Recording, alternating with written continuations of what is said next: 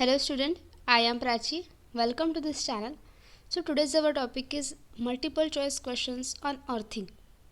So in the last video I uploaded the earthing means the video on earthing and the different types of earthing I discuss here. So you can check the playlist and see this video or watch the all points and concept of earthing and the methods of earthing. So now based on this, in this video we see the different types of multiple choice questions, and these are very important because earthing is a important concept for any exam. So now here we start. Our first question is, in earthing there are different types of electrode. So this question based on the electrode. When a pipe electrode is used for earthing, the length of pipe should be at least. While plate electrode is use the length of the plate electrode should be at least. क्या होता है ना, earthing में एक pipe electrode होता है end plate electrode होता है, तो उसकी लेंथ कितनी होनी चाहिए? 2.5 पाइप की होनी चाहिए एंड प्लेट की भी 2.5 मीटर ही होनी चाहिए. So 2.5 and 2.5 meter. When a pipe electrode is used for earthing, the length of pipe should be at least 2.5 meter. While the plate electrode is used, the length of the plate electrode should be at least 2.5 meter. So the option 1 is correct, that is the 2.5 meter and 2.5 meter. अगर आपको earthing क्या होता है ये पता नहीं है तो एक बार हम ये शॉर्ट में देख लेते हैं कि अर्थिंग होता क्या है.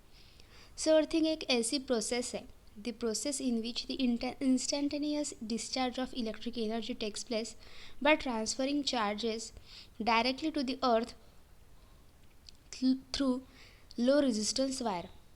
एक ऐसी प्रोसेस है कि इसमें क्या होता है, instantaneously discharge of electric energy होती है एंड ये जो करंट होता है एनी इक्विपमेंट का वो क्या होता है, डायरेक्टली अर्थ में चला जाता है विद द हेल्प ऑफ और through the low resistance wire. जो कंडक्टर यूज़ करते हैं वो लो रेजिस्टेंस का होता है एंड उसमें से करंट क्या जाता है, अर्थ में जाता है. ये मैंने बहुत ही डीपली उस वीडियो में बताया था, तो आप देख लीजिएगा. देन हम एक बार टाइप्स ऑफ अर्थिंग भी देख लेते हैं, not a methods but types. So neutral earthing होती है, इक्विपमेंट अर्थिंग होती है. न्यूट्रल अर्थिंग में क्या होता है, इसे हम सिस्टम अर्थिंग भी कहते हैं. इसमें जो होता है न्यूट्रल वो डायरेक्टली अर्थ से कनेक्ट रहता है एंड इसे स्टार वाइंडिंग प्रोवाइड की जाती है. दूसरा है इक्विपमेंट अर्थिंग. इक्विपमेंट अर्थिंग क्या होता है, सो इन द इक्विपमेंट अर्थिंग जो नॉन करंट कैरिंग पार्ट होता है इक्विपमेंट का, लाइक द मेटेलिक फ्रेम, मतलब कि जो ऊपर की बॉडी होती है किसी भी इक्विपमेंट की मेटेलिक पार्ट होता है, वो अर्थ से कनेक्ट किया जाता है with the help of conducting wire. So इसे हम इक्विपमेंट अर्थिंग कहते हैं. ऐसे भी क्वेश्चन इस पे भी ऊपर भी क्वेश्चन आ सकते हैं कि इक्विपमेंट अर्थिंग क्या होता है एंड न्यूट्रल अर्थिंग क्या होता है. सो हमने यहाँ पे समझ लिया. अब आपको रफली एक डायग्राम पिक्चर दिखती हूँ कि वहाँ पे आपको समझ में आएगा कि अर्थिंग होती कैसी. अगर आपने कई बार ये देखा होगा तो ऐसे अर्थिंग करते हैं. नाउ सेकंड क्वेश्चन की ओर देखते हैं हम. Earthing plate electrodes should be buried such that the top edge is at a depth not less then.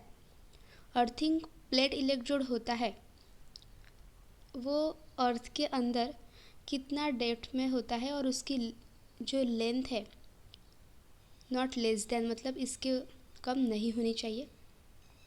सो 2.5 ये तो होनी चाहिए. So 2.5 meter below the surface of the ground, 1.5 meter below the surface of the ground, 3.5 meter below the surface of the ground या 3.0 meter below the surface of the ground. पहला जो question आया था वैसा भी आ सकता है या फिर ऐसा क्वेश्चन भी आ सकता है, तो दोनों का आंसर क्या होगा, सेम होगा, that is the 2.5 meter below the surface of the ground. अब प्लेट एंड पाइप इलेक्ट्रोड होता है, वैसे ही रॉड इलेक्ट्रोड भी होता है. तो एक बार हम प्लेट इलेक्ट्रोड होता क्या है ये भी समझ लेते हैं. सो ये जो प्लेट इलेक्ट्रोड होता है वो गैल्वेनाइज आयन का मतलब Gi या गैल्वेनाइज स्टील का बना हुआ रहता है एंड उसे वर्टिकली अर्थ के अंदर डाला जाता है. तो इसे हम प्लेट अर्थिंग बोलते हैं। Now our third question is what is the reason for providing 2 separate earthing in panel board.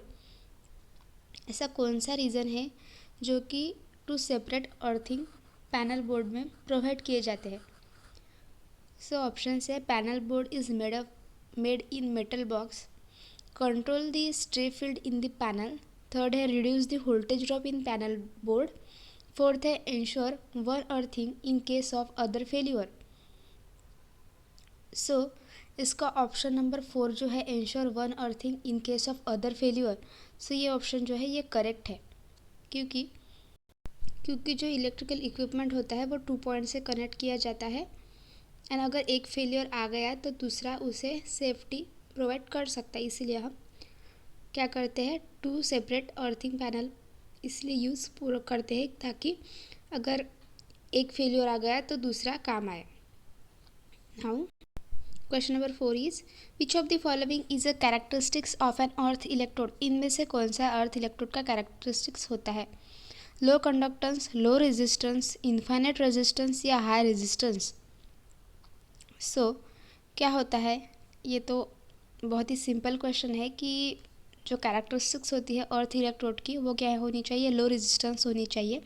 अगर वहाँ पे लो रेजिस्टेंस होगा तो करंट ज़्यादा आएगा, मतलब कि जो फेलियर या फॉल्ट या शॉर्ट सर्किट की वजह से या लीकेज करंट की वजह से जो इक्विपमेंट में करंट आया है तो वो करंट जो है वो क्या हो कि लो रेजिस्टेंस पाथ के वजह से वो अर्थ में चला जाए, ना कि वो कोई ऑपरेटर हो उसे शॉक लगे।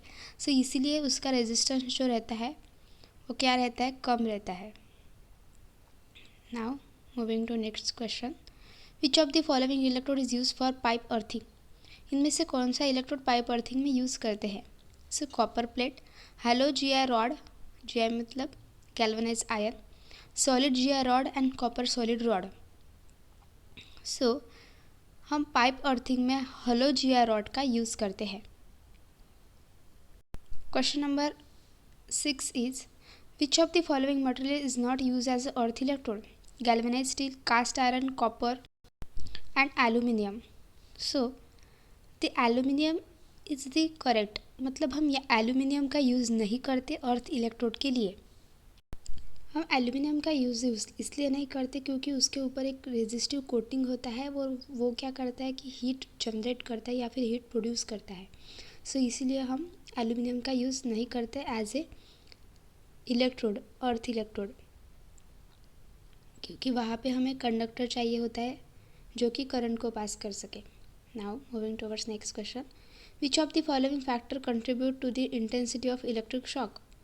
Bodily resistance, weather conditions, magnitude of current and contact period. So these are 4 factors contribute to the intensity of electric shock, that is the A, B, C and D all are correct.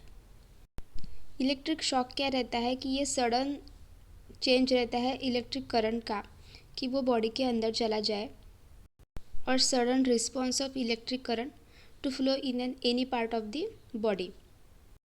So body resistance is very important part, then weather conditions, magnitude of current and contact period, all the factors are contribute to the intensity of an electric shock. Now next question is which of the following options are correct for neutral grounding of an alternator. So for neutral grounding, solid earthing, resistance earthing, reactance earthing and arc suppression coil earthing, these are all are important होते हैं, मतलब कि correct होते हैं neutral grounding of an alternator के लिए। आपको यहाँ पे resistance earthing and reactance earthing की इमेजेस है वो दिखाती हूँ मैं। सो ये जो हुआ ये सॉलिड अर्थिंग होता है, उसके बाद ये जो है ये रेजिस्टेंस अर्थिंग है and this is the reactance earthing. Now next question is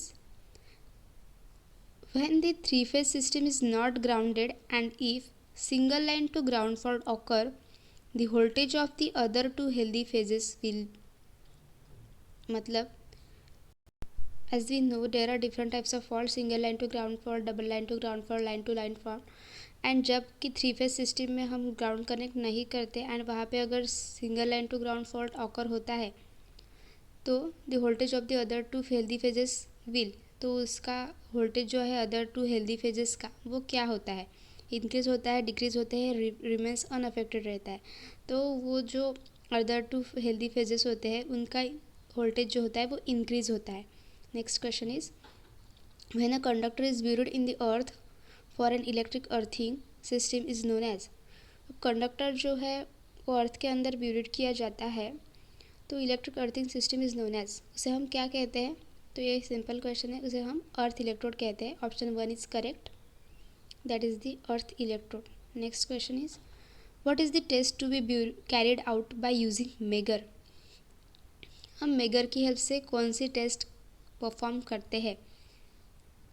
polarity test, insulation resistance test, earth electrode resistance test, earth conductor continuity test. So the megar is used for insulation resistance test. ये question बहुत important है. अगर आप diploma student हैं तो ये तो बहुत इम्पॉर्टेंट है कि वहाँ पे तो कोई भी आपको मेगर के बारे में पूछता है. तो मेगर का यूज़ हम इंसुलेशन रेजिस्टेंस टेस्ट के लिए करते हैं. Next question is, the size of the earth wire is based on the. Earth wire की साइज़ जो होती है वो किस पे बेस होती है? So, maximum fault current carrying through the ground wire and depend on the soil resistance. soil का resistance कितना है and उसमें से maximum current carrying मतलब उसमें से ground wire में से current कितना flow हो रहा है, तो उस पर earth wire की size जो होती है वो depend रहती है. Next question is, which of the following components cannot be used as a ground electrode system. इनमें से कौन सा कंपोनेंट है जो कि ग्राउंड इलेक्ट्रोड सिस्टम में यूज़ नहीं होता? So metal frame of building और structures, ground ring, concentrate encased electrode, a metal underground gas piping system. So option D is correct, that is the metal underground gas piping system can not be used as a ground electrode system. Metal frame of building और surface structures का use करते हैं, ground ring का use करते हैं ground electrode system में, कंसिड encased electrode का भी हम यूज़ करते हैं, बट हम metal underground gas piping system का यूज़ नहीं करते. Next question is, in plate earthing rectangular और circular plate should present an area of at least. Plate earthing rectangular और सर्कुलर प्लेट्स है तो उसका एरिया एटलीस्ट कितना होना चाहिए? So 2 feet to the soil, मतलब कि option A is correct, 2 feet होना चाहिए. Option A is correct. Now next question is, for an unearth line voltage of line to earth can be for more than line to neutral of earth system, less than line to neutral of earth system, equal to the line to neutral of earth system, can't specify. So for an unearth line voltage of line to earth can be more than line to neutral of the earth system. Question number 16 is, which type of earthing is also called fire earthing?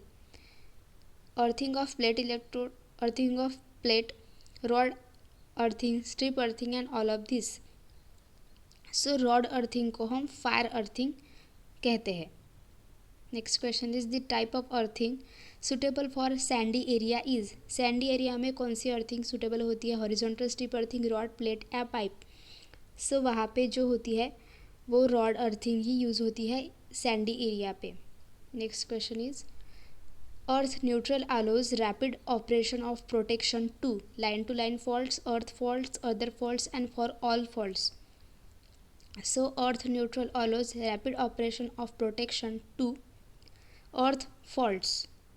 Next question is, what is the low voltage range according to the earthing procedure?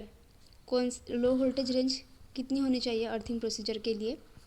So 50 volt to 1000 volt यहाँ पे option है 5 hold to 10 100 hold, 0 hold to 100 hold, 0 hold to 1000 hold.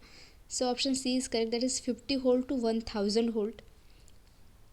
उतनी क्या होनी चाहिए, इसकी range होनी चाहिए वोल्टेज की. Next question is, this is the last question. Factors on which soil resistance depends. ऐसा कौन सा फैक्टर है जिस पे सॉइल रेजिस्टेंस डिपेंड होता है. So earth electrode, moisture, NaCl, sodium chloride या all of above. So option D is correct, it is the all of above. Because soil resistance depend करता है अर्थ इलेक्ट्रोड पे, मतलब कि डेप्थ ऑफ इलेक्ट्रोड पे, moisture पे, sodium chloride पे. So all options are correct, that is the option D is the correct answer.